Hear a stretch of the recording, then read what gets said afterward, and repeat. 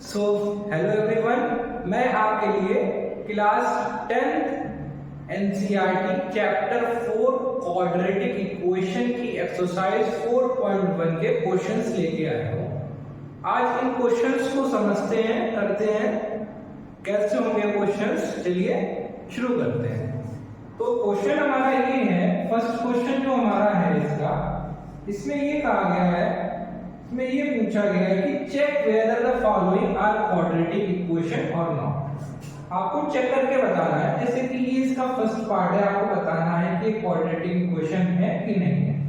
तो quadratic equation होने के लिए हमने आपको बताया था, देखिए ये होती है इसकी standard form ax² + bx + c = 0। ये क्वाड्रेटिक इक्वेशन की स्टैंडर्ड फॉर्म होती है। तो इसमें तीन बातें बहुत जरूरी होती है। पहली बात क्या होती है कि डिग्री जो है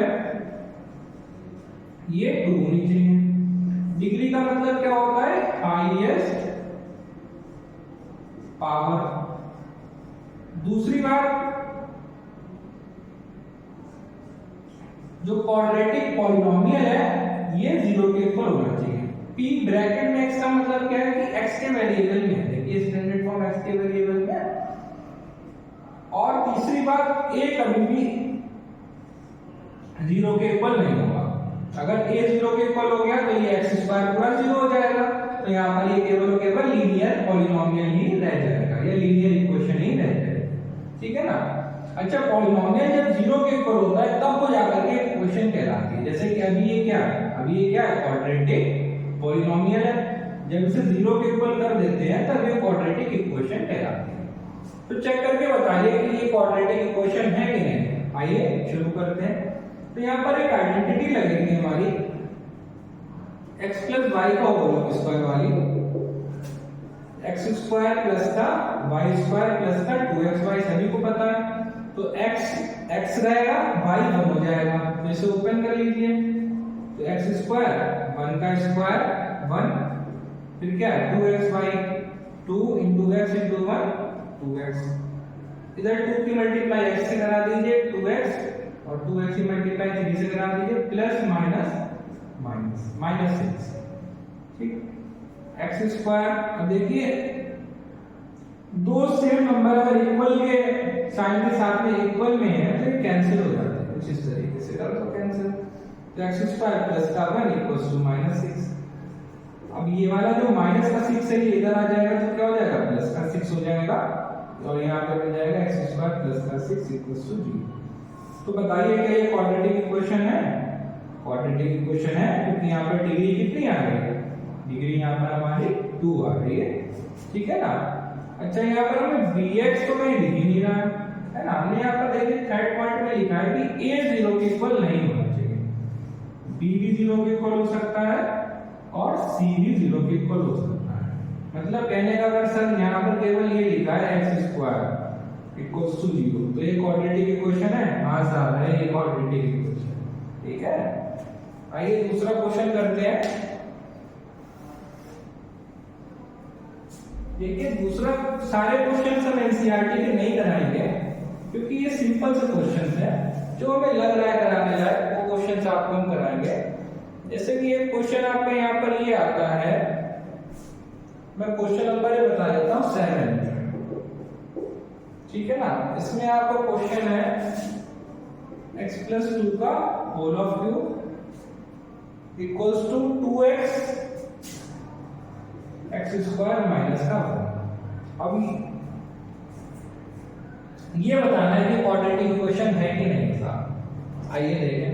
तो यहाँ पर आइडेंटिटी लगी x + y का होल क्यूब। क्या होती है? x³ + का y³ + का 3xy और x + y। ठीक है ना। तो x³ हो गया, 2 का क्यूब 8 हो गया, प्लस का 3xy 3 × x × 2। ठीक है ना। इंटू ऐसे बना दो, चलो डॉट ना बनाओ। हम डॉट इसलिए बनाते हैं कि x और इंटू में कंफ्यूजन ना हो जाए, तो डॉट ही बना लो भाई, जो करते हैं सही होता है वो तो। ठीक है ना। और x + y मतलब x + 2 ऐसे है। ठीक है। इधर 2x की मल्टीप्लाई x स्क्वायर से करा देंगे तो 2x क्यूब, तो x की -1 से करा देंगे तो माइनस का 2x। अब इसे और सिंपलीफाई कर लीजिए, x क्यूब प्लस का 8, 3 2 जा 6x, x plus 2x cube minus का 2x, और सिंपलीफाई कर लीजिए, 6x की 8 से करा देंगे 6x स्क्वायर, 6x की 2 से करा देंगे 12x, 2x क्यूब माइनस का 2x। ठीक है सर। अब देखिए, अब यहाँ पर जिनकी पावर सेम होगी, ठीक है ना, उन्हें पास पास लिख लीजिए, तो x क्यूब ये इक्वल के इधर आ गया तो माइनस का 2x क्यूब, x स्क्वायर वाला लिख लीजिए, स्टैंडर्ड फॉर्म में लिख लीजिए, क्या दिक्कत है ना, ये एक ही टर्म है x स्क्वायर वाला पूरा, ये ऐसे रहेगा, प्लस का 12x, ये इक्वल के इधर आ गया तो प्लस का 2 और बचा प्लस का 8 इक्वल्स टू 0। तो यहाँ पर देखिए माइनस का x क्यूब आ गया भाई, है ना, ये कुछ नहीं होता तो 1 होता है ना, 1x क्यूब माइनस का 2x क्यूब माइनस का x क्यूब, प्लस का 6x स्क्वायर प्लस का 12x प्लस का 10 इक्वल्स टू 0। तो देखिए यहाँ पर भाई जो हमारी डिग्री है ना, डिग्री यहाँ पर कितनी हो गई, 3 हो गई। डिग्री का मतलब हाईएस्ट पावर यहाँ पर कितनी हो गई, 3 हो गई। सो हेलो एवरीवन, मैं आपके लिए लेके आया हूँ क्लास 10 क्वाड्रेटिक इक्वेशन का एक्सरसाइज 4.1 का सेकेंड का फोर्थ क्वेश्चन। ये मोस्ट इंपॉर्टेंट क्वेश्चन है सर, जरूर आएगा ये क्वेश्चन, बहुत ध्यान से समझिए से। कह रहे हैं कि यार train travels a distance of 480 kilometre at a uniform speed, है ना। इफ